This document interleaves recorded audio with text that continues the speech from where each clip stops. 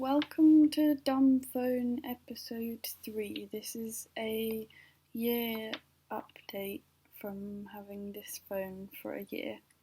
I'll first talk about all the things that I talked about in the last episode, which was on May the 4th last year. I had a list of things before I wanted to get a dumb phone that I needed to consider, and those things were the phone itself, camera, navigation, banking, WhatsApp and music. So I'll talk about each of those things. So the phone itself, got some stickers on the back and some nail varnish now. I kind of don't really like it. It's just, the buttons are unresponsive is the main thing, and it just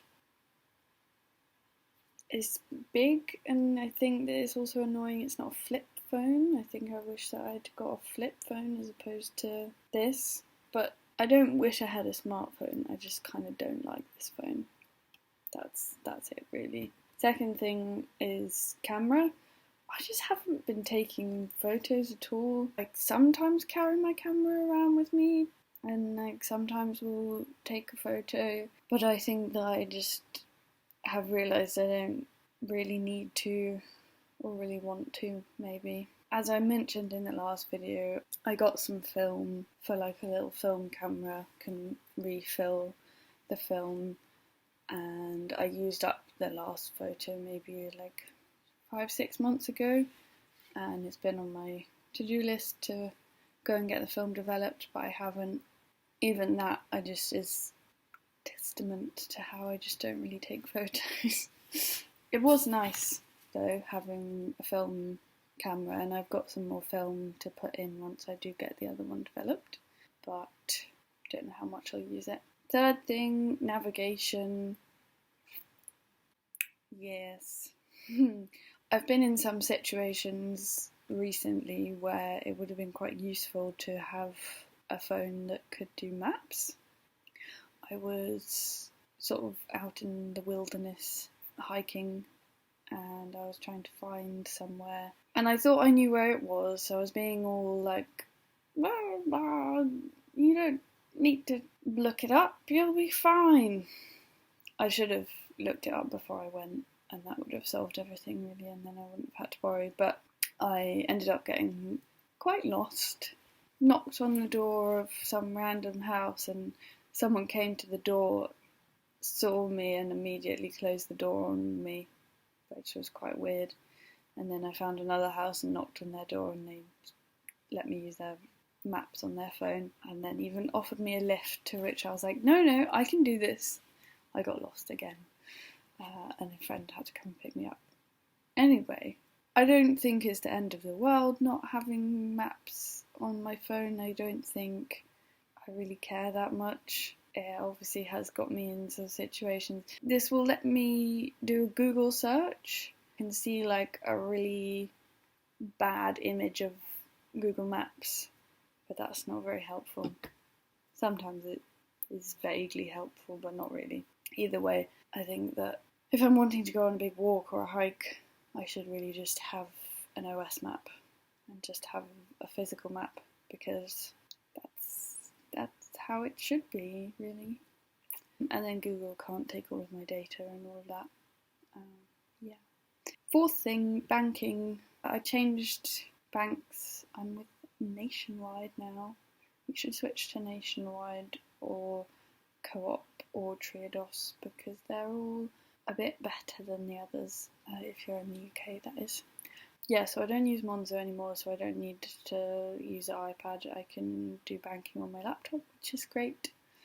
And they gave me a card reader, so I don't have to do mobile banking authorization. Number 5, WhatsApp. When I made the last episode of this series, I was still using WhatsApp on my laptop or my computer, and eventually it got to the point where I was using it on my smartphone and just keeping my smartphone around to use WhatsApp on. It was, it was at a bit of a time where I needed to be there for people and needed to stay in contact with people, and then it all got a bit much and a bit overwhelming. So I just one day was like, okay, I've had enough. I turned my smartphone off, I deleted WhatsApp, and I haven't been back on it since. I think that was probably around the end of May, maybe in June at some point, I'm not sure. Either way, I don't miss it, really. I think that for me, texting is, I really, really struggle with it, and it brings me a lot of anxiety and guilt and shame if I forget to text someone or something like that. And being part of lots of group chats on WhatsApp, I was just spending a lot of time writing and rewriting messages and trying to sound normal. It's silly because I know that I'm not normal and that it doesn't matter if my texts sound not normal, but I've had some experiences in the past with texting where just some bad things happened and I didn't really know what I was doing, or I just got a bit out of control. I'm not sure. Either way, it's impacted me to now, and I just don't really like texting. I also struggle with it on this phone. I just don't want to reply because it's a lot of effort to type out a message on the little keypad, and if I do manage to type it out and it doesn't, then it sounds wrong, I have to delete it and retype it. I think that I should get into the habit of calling people because that would make my life easier. All of my friends have a group chat on WhatsApp and I'm not part of that anymore, and that has meant I have drifted away, I think, from my friends, and I'm not sure how I feel about that. I feel a bit conflicted. I want to find a way to stay connected with my friends, but at the same time I feel quite burnt out and not particularly good at socialising at the moment. So I'm glad not to have to think about WhatsApp, basically, is the conclusion on that.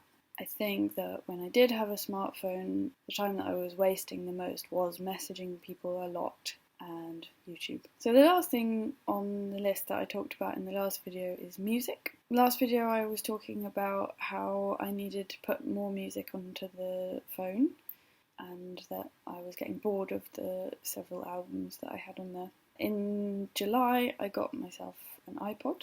Here she is. This is an iPod Classic 5.5 with 80 gigabytes, and so far I've got 2,621, and I've still got room for like 50 gigabytes left of space, so that's great. I'm loving my iPod. That's all there is to say about that, really. I rewatched episode 2 of this to take notes for what to talk about for this video, and I mentioned in that video, when I was talking about music, I said it would be nice to have a day a week where I download or buy a new album each week, and that is something I would like to do still. I've been sporadically adding things to my iPod, picking up CDs from charity shops and buying things from artists that I like, but it would be nice to have a day a week where I just add some new music, even if it's just one song. I think I should do that. So that's all there is to talk about relating to the last video, but there are some other things that I want to talk about just in general from having been using a dumb phone for a year and how I'm finding it now. I don't miss it at all. I don't want to go back, and that's good. I am in a privileged position of having a partner who does have a smartphone, so in any case where, there's say we were parking somewhere and you had to have the app to park, that's helpful. I'm not really sure what things would be like if he also had a dumb phone. That would be interesting. I don't find it inconvenient having a dumb phone. I find it fun. In social situations, I am more likely to draw or just have something to do with my hands that's not going on my phone.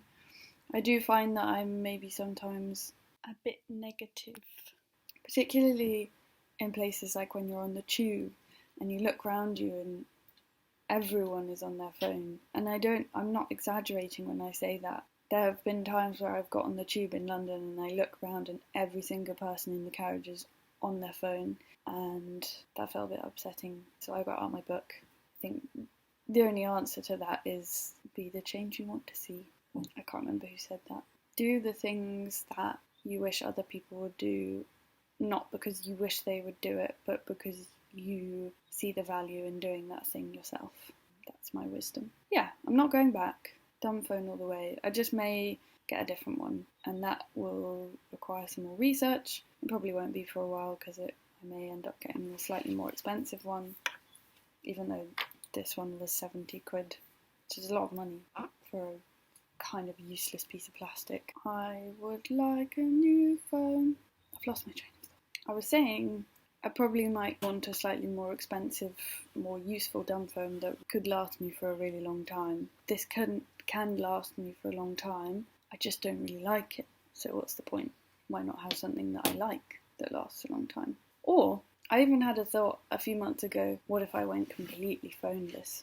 What about that, eh? That would be kind of the dream.